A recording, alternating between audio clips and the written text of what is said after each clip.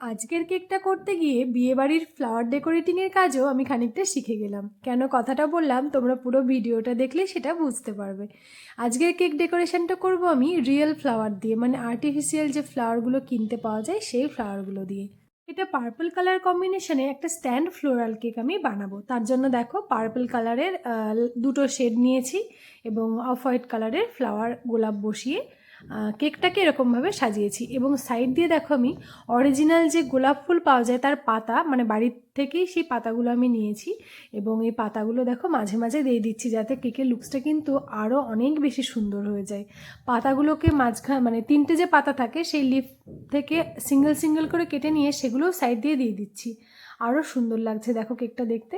তো এরপরে আমি যেটা করব সেটা হলো স্ট্যান্ডটাকে সাজাবো। দেখো এরকম একটা কাঠের নিচটা পাটাতন মতো আছে, তো তার উপরে আমি এই গোল্ডেন কালারে স্ট্যান্ডটা বসিয়ে দেবো এবং বসানোর পরে নিচে স্ক্রু দিয়ে এটাকে আটকে দিতে হয়। আমিও কিন্তু এই কাজটা একদমই প্রথমবার করছি।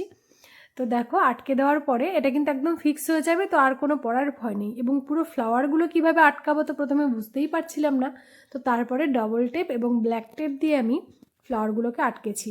তার জন্য দেখো কিছু পাতাবাহার যে পাতাগুলো হয় গাছের পাতা সেগুলো আগে দিয়ে দিয়েছি যাতে ভরাট লাগে। এরপরে একে একে আমি ফ্লাওয়ারগুলোও বসিয়ে দিয়েছি। এই সময় কিন্তু ক্যামেরা করতে একটু অসুবিধা হচ্ছিল, কারণ কাজটা দেখে যতই সোজা মনে হোক কিন্তু বেশ খাটনিরই ছিল।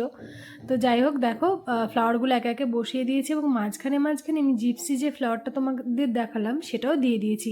এই জিপসি ফ্লাওয়ার কিন্তু সবসময়ই সুন্দর লাগে, তো এই ফ্লাওয়ারগুলো মাঝে দিতেও কিন্তু খুব ভালো লাগছিলো। দেখো একদম পুরোপুরি করার পরে আমি ভিডিওটা ক্যাপচার করতে পেরেছি।